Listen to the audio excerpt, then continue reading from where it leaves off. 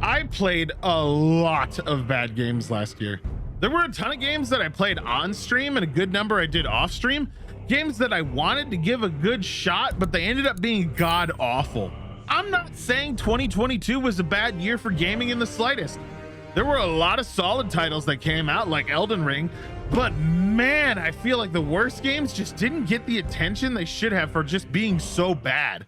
I don't want to wait. Let's get started, as this should be fun. Hey, liking the video? Why don't you do us a favor and subscribe? We're trying to push a subscriber goal of 50,000 in 2023, and every single one helps.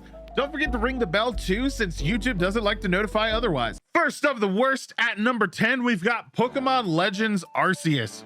Now, don't get me wrong, I'm a Pokemon fan. I love the shows, I play the games, but man, this one was just so incredibly rough around the edges. For anyone who doesn't know, this game was their first attempt at a massive open world 3D game where you can run around and catch Pokemon dynamically, which is a pretty cool concept they did much better in with Pokemon and Violet, far superior games. It's the prime example of the Nintendo Switch aging, with most of the textures, characters, and genuinely everything looking god awful. The character models themselves have clothes that are like 24 by 24 pixels, and since they're on screen, it's just constantly in your face. Bad graphics aside, the game loved to run at around 15 to 20 FPS in a lot of areas while feeling incredibly empty with no real drive or motivation behind anything you were doing. It had a lot of non-tent that just served to pad out the game's hours, and genuinely I found myself struggling to get through the bulk of it. Some of the story beats were just so dumb, and it definitely felt like the B team worked on this one. It was clearly a proof of concept though, so it's to be expected. It just it rubbed me in so many of the wrong ways. Number 9, Shadow Warrior 3. I loved Shadow Warrior 2. I was super pumped about Shadow Warrior 3. I think everyone can agree that the RPG systems, loot systems, and the entire game design of 2 was freaking awesome. So everyone just wanted more of that in Shadow Warrior 3. What we got though was an incredibly repetitive Doom 2016-like with a shorter lifespan than a common housefly. Seriously, the game was so short, so incredibly short, that I played through it twice because they thought I had missed stuff back when I reviewed it. Nope, a couple of hours and you're done. There was no replayability, no multiplayer, no new game plus, no bonus content, nothing. Just a 4-hour long video game with okay humor that was just trying too hard to be something it wasn't. It was also a full price game at launch, which is insane, and was definitely not worth the value at all. I was so full of disappointment after playing it, and I had completely pushed it out of my mind until writing this. Blech. Number 8, Midnight Suns. Look, I played a couple of hours of this social friendship simulator, and I couldn't go any further. Maxi, however, has played through and suffered the entire thing, so I'm going to let him take over for number 8 and let him tell you why this game deserves to be on this list. Maxi, take it away. Thanks, Del. After 35 hours in game, I can tell you exactly what I think of it. It's horrible. If this list were mine, Midnight Suns would be the #1 worst game of the year. I don't understand how anybody with a functioning frontal lobe could possibly think that this game is better than a 4 out of 10. The combat is good, the action, fun, and I genuinely enjoyed collecting heroes and villains to join my team. Although I am still waiting on that Morbius DLC, you know what I'm saying? But that's only like 30% of the game. The other 70% is running around a decrepit, shitty old castle, engaging in terrible dialogue with insufferable characters, and basically playing a worse version of The Sims 2 for the PSP. I want to see these characters using their powers and moves that I've seen in comics, movies, and TV shows.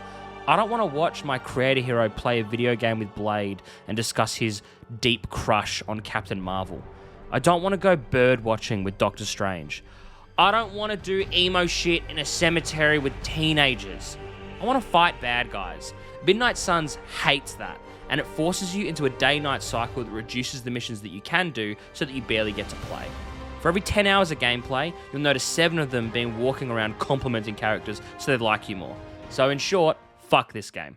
I'm also going to be doing a full review over on my personal channel, so if you're interested, feel free to subscribe so you don't miss me bullying for access over this dumpster fire of a game. Number 7, Call of Duty Modern Warfare 2. COD to me was a beacon of frustration this year for a number of different things. There were so many bugs, so so many glaring problems that it genuinely has convinced me that this franchise is just for printing money now. For a multi-billion-dollar company to release their flagship game with disconnects, crashes, exploits, glitches, graphical problems, and the sheer lack of features like basic stats is unacceptable. It's lazy, shouldn't have happened, and left an awful taste in a lot of people's mouths. Sure, they've gone and added more since launch and added basic things in that should have been there since the beginning, but it was definitely a dumpster fire when it was released.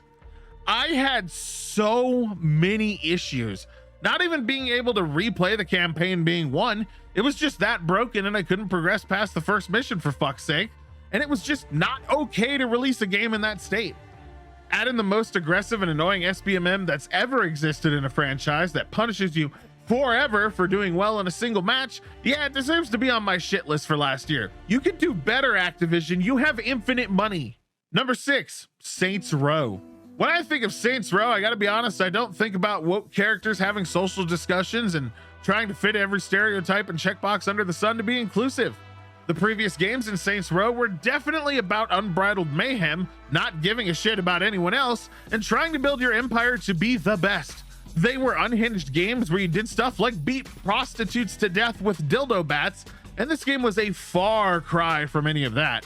Not only were the characters the most annoying, whiny individuals in the history of gaming ever, the entire story revolving around them was garbage tier along with every other thing in the game. Combat was god awful and the cover system was utter crap. The game barely functioned even on its literal best moments. The optimization was just completely not even a thing. And the multiplayer was so broken that Maxie and I literally became each other and our characters stopped existing.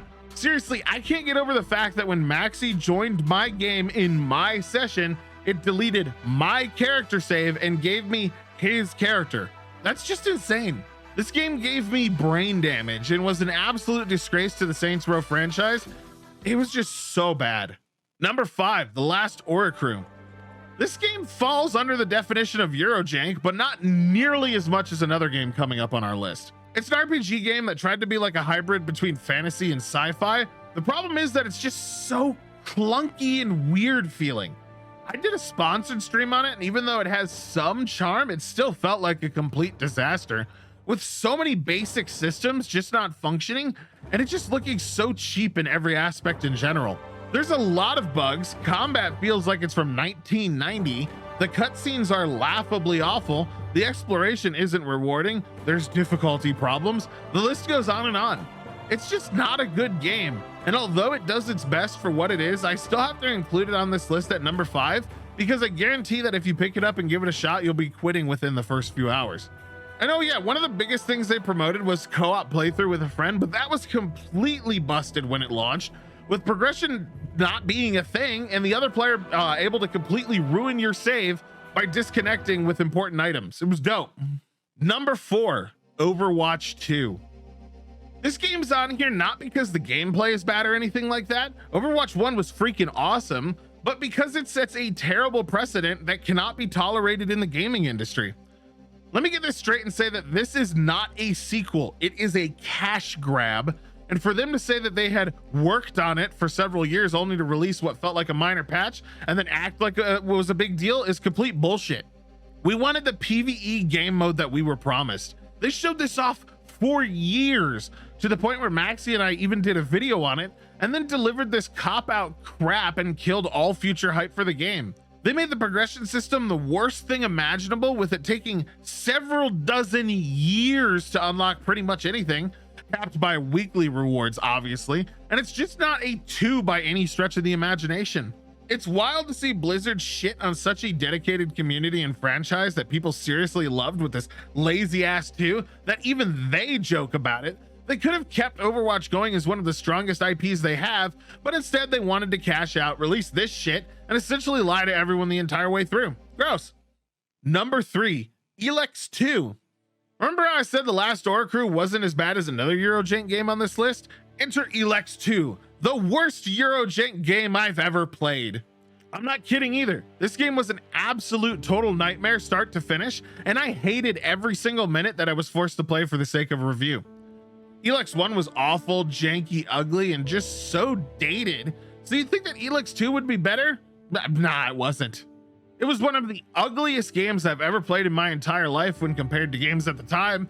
It felt poorly designed in every aspect. The story was terrible. The dialogue was awful. There were complete disconnects in both the narrative and what the player was doing, and it barely, to me, was passable as a title. It was surreal to play. I was stunned the entire time, and there's no way ever I would ever suggest that anyone play this game, as it's just not good all around and does not deserve to get another game in the franchise.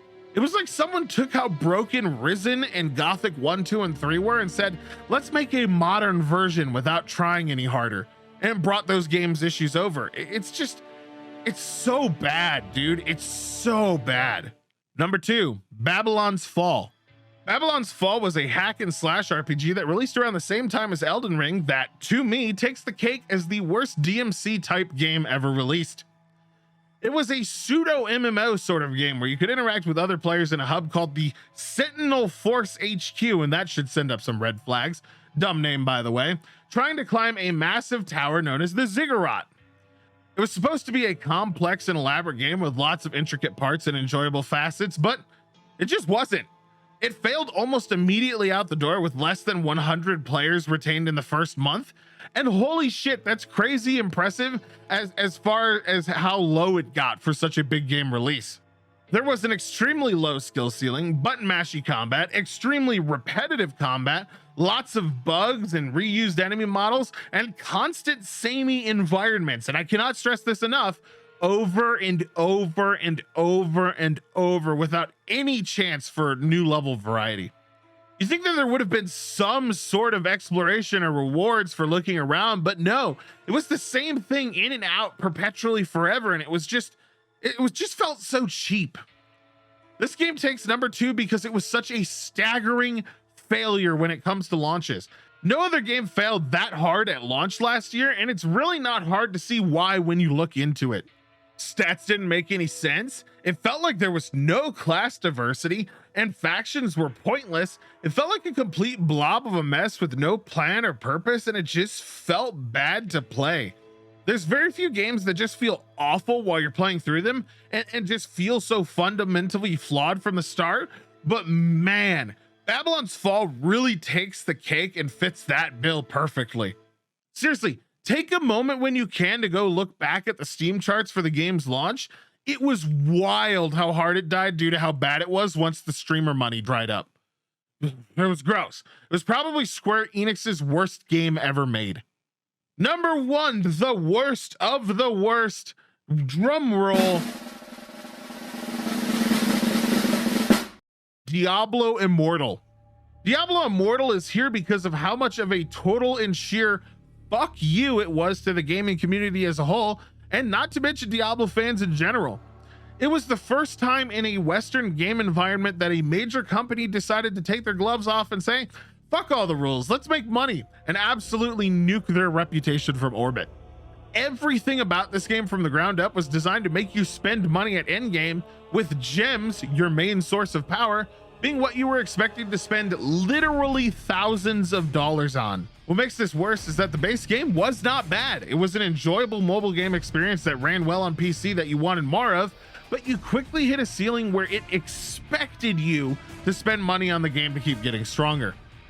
Everything became bottlenecked, and free-to-play players just could not compete, with so much of it being designed to be predatory and to force you into spend $4 here, $5 here, just enough to give you a boost to make it a little further before bottlenecking you again. It was insane to be leveling in the game and to kill the first major act boss, only to be hit in the face with a pop-up offering me a paid chest for defeating it, like I should celebrate progressing the story by using my credit card.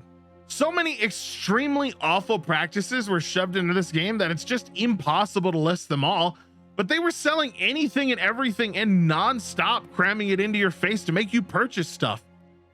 The worst part is that even though the entire gaming community as a whole rose up against this, rioted, and hated every moment of it, Blizzard still made an absolute killing in the form of hundreds of millions of dollars out of the whales. What sets this game at the top of the list is the fact that its success in being so greedy, so awful, so predatory is going to bleed over onto other games. And I wouldn't be surprised if all of this stuff, this awful, horrible monetization, bleeds over into future titles. How can it not? They made hundreds of millions of dollars even when the entire gaming world was against them. We'll just have to wait and see, but without a doubt, the worst game for gaming and the worst game of 2022 goes to Diablo Immortal, which has almost likely fucked the future of Blizzard games single-handedly. Great job, Blizzard, you assholes. Anyway, yeah, those are the worst games of 2022 that we managed to play or get through, and I gotta say, some of them were pretty taxing on my soul. Some of them, like Saints Row, even gave me minor brain damage, I'm sure of it. Were there any titles I missed that you think were worse than those on the list? Do you think some should be higher or lower? Let us know what you think down below in the comments, and feel free to argue amongst yourselves as to who is right and who is wrong. Like the video if you enjoyed it, share, sub, and click the bell, all that fun stuff. And until the next video, this is Delrith, and I'll be seeing you. Bye.